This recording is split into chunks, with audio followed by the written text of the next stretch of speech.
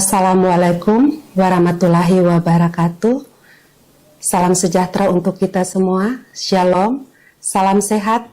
Perkenalkan, nama saya Joyce Nari, Escape Nurse MKes, dosen program studi D3 Keperawatan Ambon, Poltekkes Kemenkes Maluku.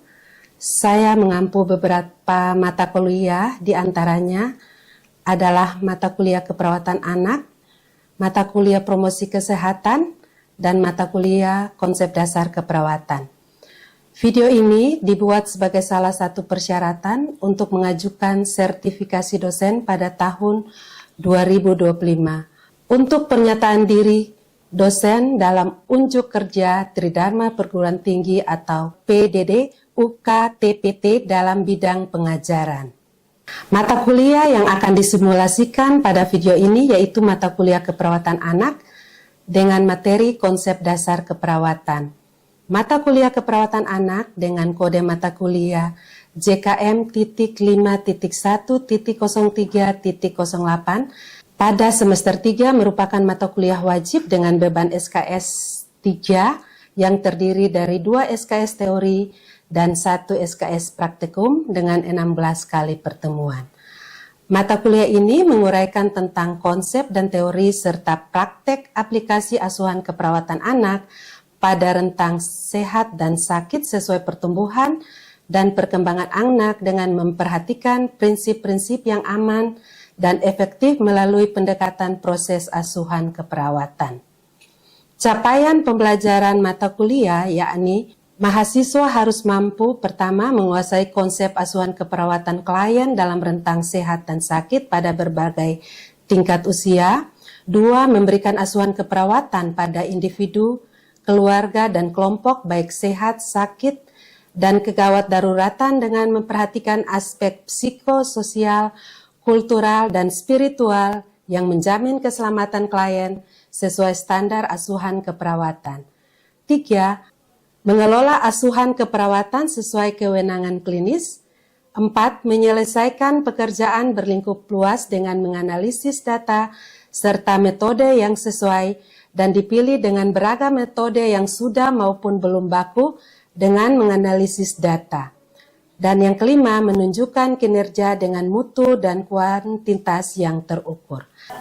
Mata kuliah keperawatan anak mempunyai 13 sub capaian pembelajaran, yang diantaranya yang akan saya sampaikan nanti yaitu mengenai konsep dasar keperawatan anak pada pertemuan pertama. Materi yang akan disampaikan pada kuliah ini adalah konsep dasar keperawatan anak dengan sub pokok bahasan, filosofi dan paradigma keperawatan, prinsip-prinsip keperawatan anak, dan peran perawat anak. Dalam proses belajar, mahasiswa dapat menggunakan buku teks maupun artikel ilmiah atau sumber lain yang berkaitan dengan keperawatan sebagai sumber referensi. Mata kuliah ini menggunakan model pembelajaran aktif yang mengutamakan peran mahasiswa sebagai sumber belajar dengan berbagai pengalaman. Dengan metode ceramah interaktif, diskusi kelompok, studi kasus, penugasan, role play, simulasi, dan praktik laboratorium. Komponen penilaian meliputi A. Teori 40% dengan poin penugasan 20%, ujian tulis tengah semester 40%, ujian tulis akhir semester 40%, dan B. Praktik laboratorium 60%. Berikutnya saya akan menyampaikan proses belajar mengajar yang akan saya lakukan di kelas. Selamat menyaksikan. Assalamualaikum warahmatullahi wabarakatuh.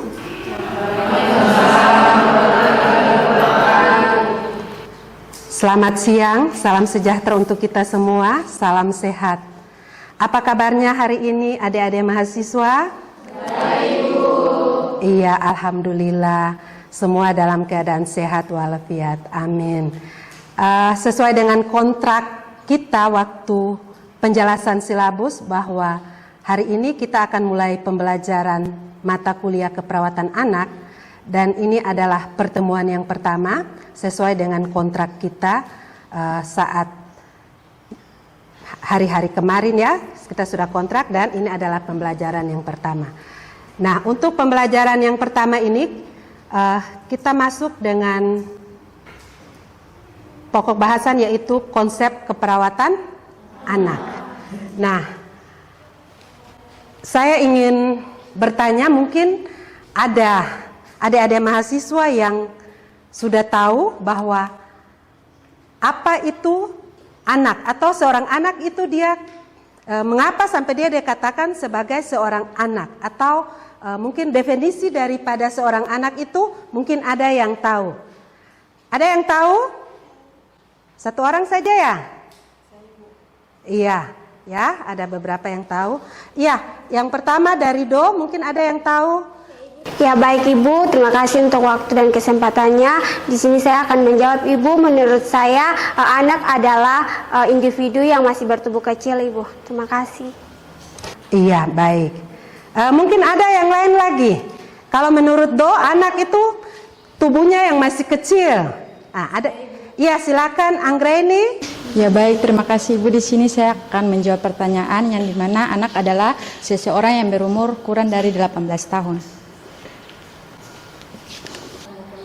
Iya, betul sekali ya, yang dikatakan oleh Anggreni. Jadi anak itu adalah seseorang individu yang berusia kurang dari 18 tahun. Menurut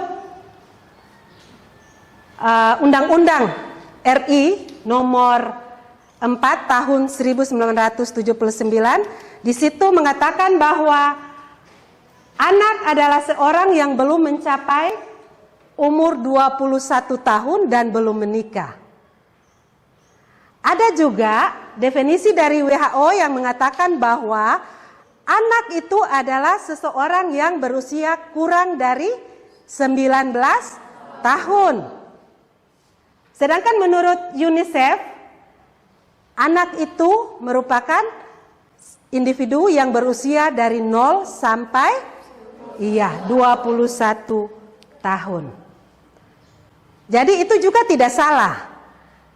Mau 18 tahun, mau 19 tahun, mau 21 tahun, tergantung dari kita mau pakai yang mana, ya. Selanjutnya, tapi dalam keperawatan anak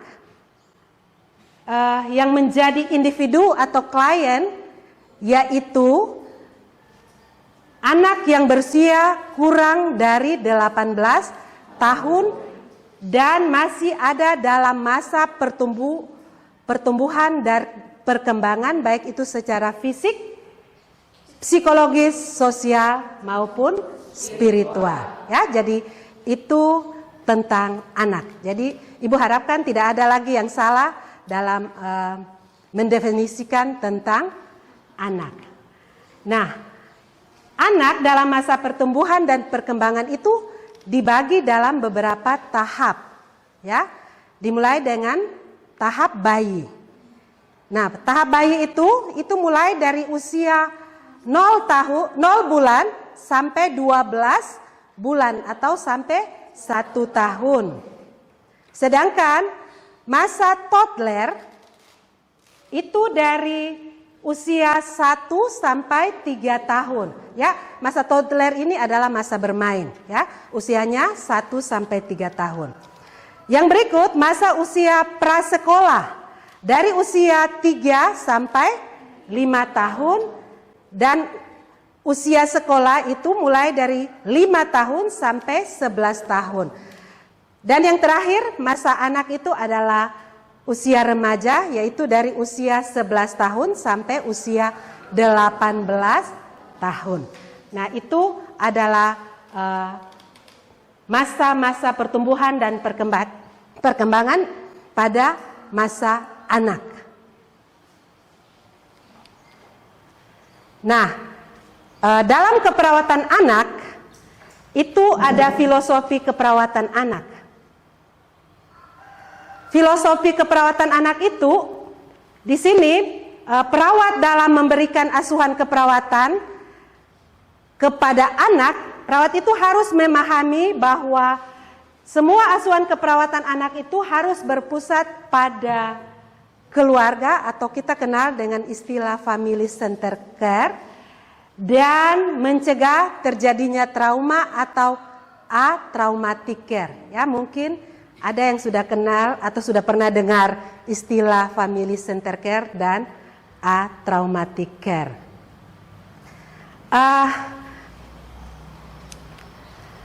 Untuk family center care itu perawatan yang dilakukan kepada anak itu dia berfokus pada keluarga. Mengapa dalam perawatan anak itu harus berfokus pada keluarga?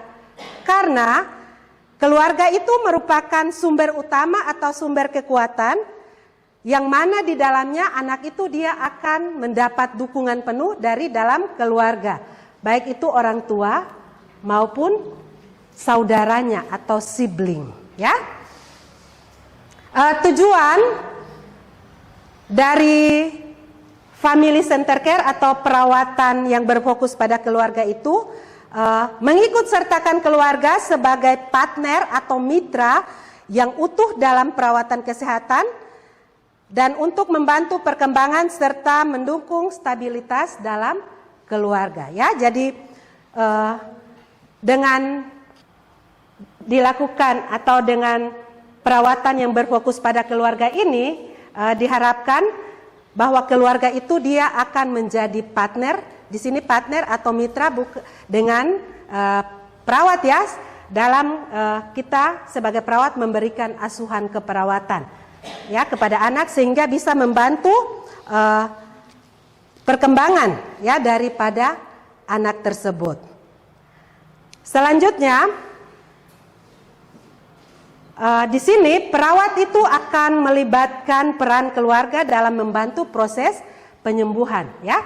Jadi dengan family center care tadi itu bisa membantu perawat dalam proses penyembuhan karena dia perawat itu mengikut sertakan keluarga, dalam hal ini keluarga atau orang tua, ya, sebagai partner atau mitra dalam melakukan perawatan.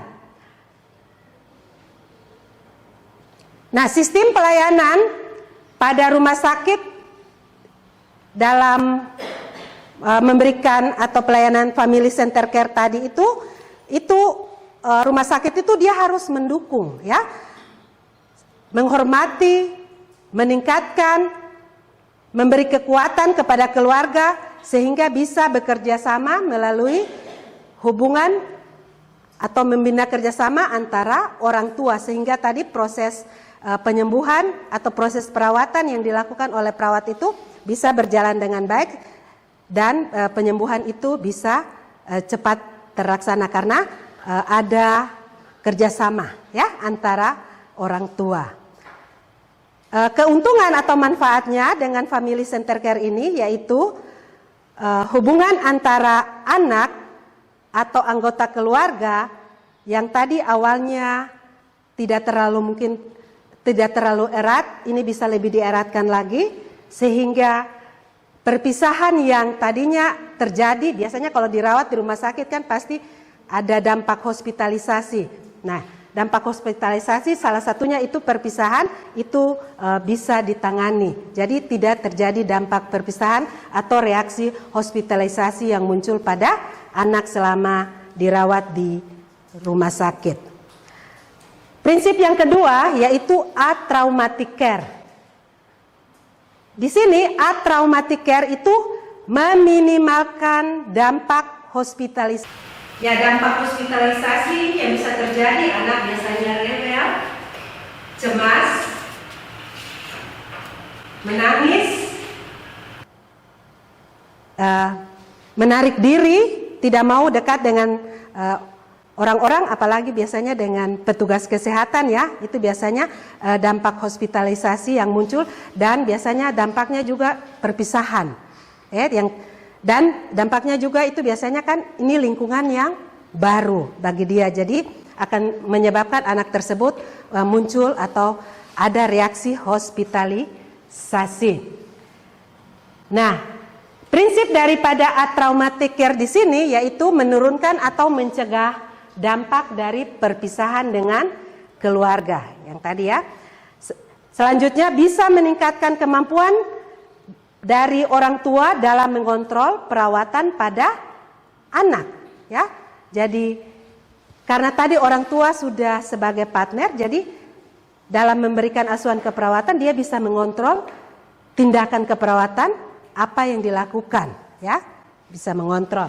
Selanjutnya mengurangi atau mencegah terjadinya cedera atau dampak nyeri. Nah, biasanya kalau dalam perawatan anak itu kadang kan kalau kita sebagai petugas kesehatan khususnya perawat melakukan tindakan-tindakan dalam hal ini tindakan misalnya salah satu contohnya menyuntik atau memasang infus.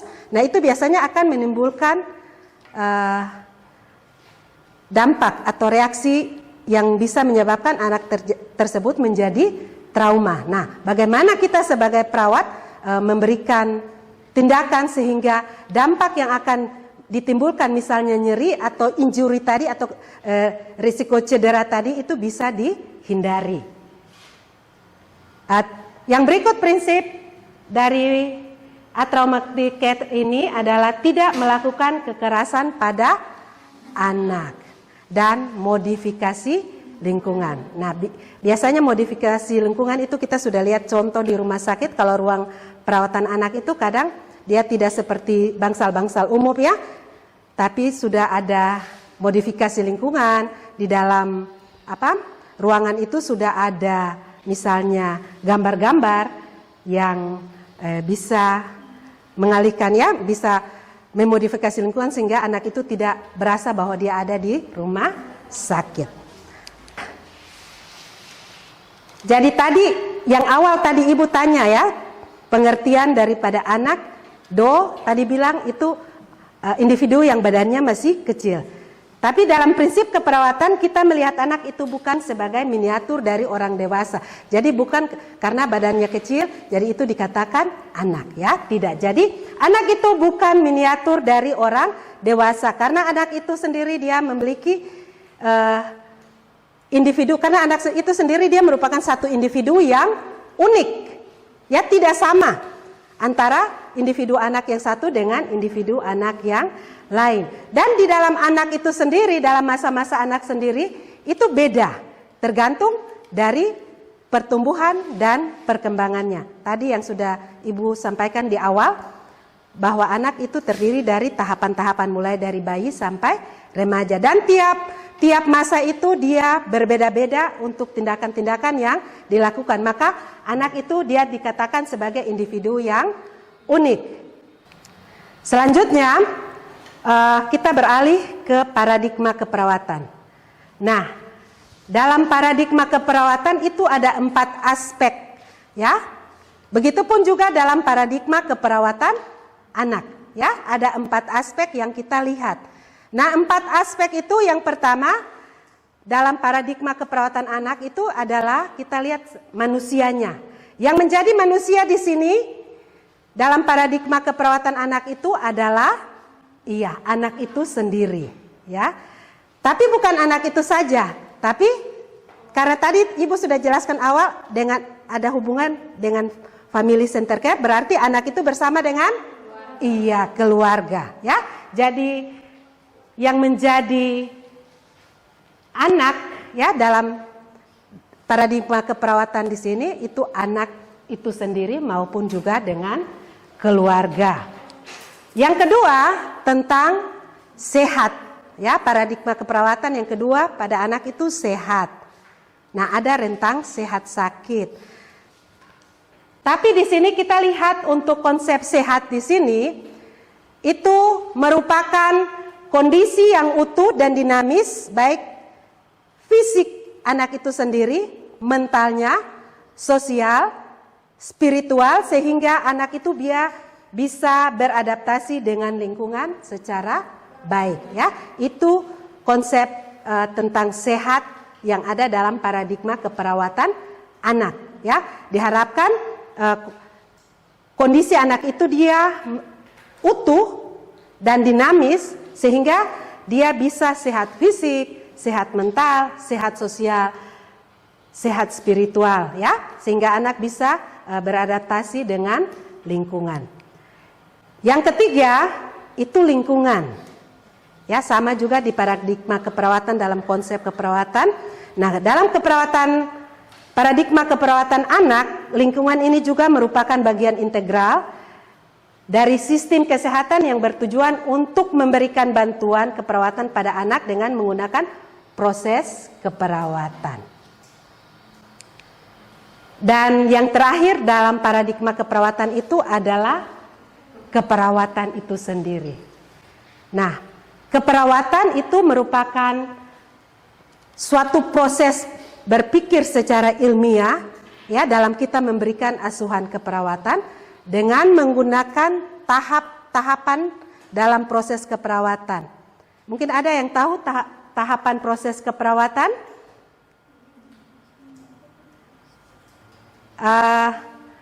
Onanergy, ada 5 tahap proses keperawatan mulai dari yaitu yang pertama ada pengkajian keperawatan, ya pengkajian, apalagi ada diagnosa keperawatan, perencanaan keperawatan, pelaksanaan keperawatan, dan evaluasi keperawatan.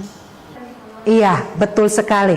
Ya, jadi dalam keperawatan itu proses keperawatan itu merupakan proses pikir secara ilmiah dan merupakan kerangka kerja praktek kita dalam melakukan asuhan keperawatan dengan menggunakan 5 tahapan proses keperawatan, yaitu pengkajian, diagnosa keperawatan, perencanaan keperawatan, pelaksanaan keperawatan, dan evaluasi keperawatan. Nah, sekarang peran perawat dalam keperawatan anak, ya. Di sini dalam keperawatan anak, ya, peran perawat itu yang pertama dia sebagai, kita lihat, pendidik. Nah, di sini perawat berperan sebagai pendidik itu dia bisa secara langsung dengan memberikan penyuluhan kesehatan kepada orang tua, ya. Sehingga bisa orang tua yang tadi dia bisa memahami tentang pengobatan maupun perawatan pada anaknya yang sakit, ya. Itu peran perawat sebagai perawat pendidik di dalam keperawatan anak. Yang kedua sebagai konselor, ya. Sebagai konselor, perawat bisa memberikan konseling kepada anak maupun keluarga jika dibutuhkan, ya. Jadi itu peran kedua perawat. Kita perawat, ya, bukan saja pemberi asuhan keperawatan saja, tapi kita juga bisa berperan sebagai konselor, ya, kalau kita dibutuhkan. Peran yang ketiga yaitu kita melakukan kolaborasi, ya. Peran perawat yang ketiga dalam keperawatan anak itu kolaborasi. Kita perawat tidak bisa bekerja sendiri. Kita pasti akan membutuhkan tenaga kesehatan yang lain, ya, dalam menunjang kita punya tugas. Jadi kolaborasi atau kerjasama antara tim kesehatan itu sangat dibutuhkan, ya, untuk mencapai tujuan.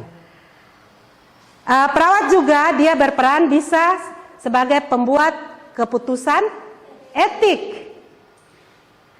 Nah, di sini perawat dituntut untuk dapat membuat keputusan etik itu berdasarkan nilai dan norma yang diyakini sehingga bisa meningkatkan kesejahteraan daripada pasien.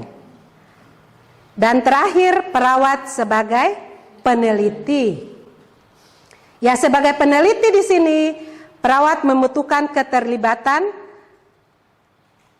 antara upaya menemukan masalah-masalah keperawatan yang harus diteliti, melaksanakan penelitian secara langsung dengan menggunakan hasil penelitian kesehatan atau keperawatan anak dengan tujuan meningkatkan kualitas praktik asuhan keperawatan pada anak. Jadi perawat itu perannya banyak, ya. Di sini ada kurang lebih perannya ada 7 peran perawat dalam keperawatan anak. Nah, ini adalah daftar buku referensi yang bisa saudara-saudara pakai. Sebelum Ibu akhiri, mungkin ada yang mau bertanya tentang materi pertemuan pertama kita pada saat ini. Iya, silakan Ona bertanya.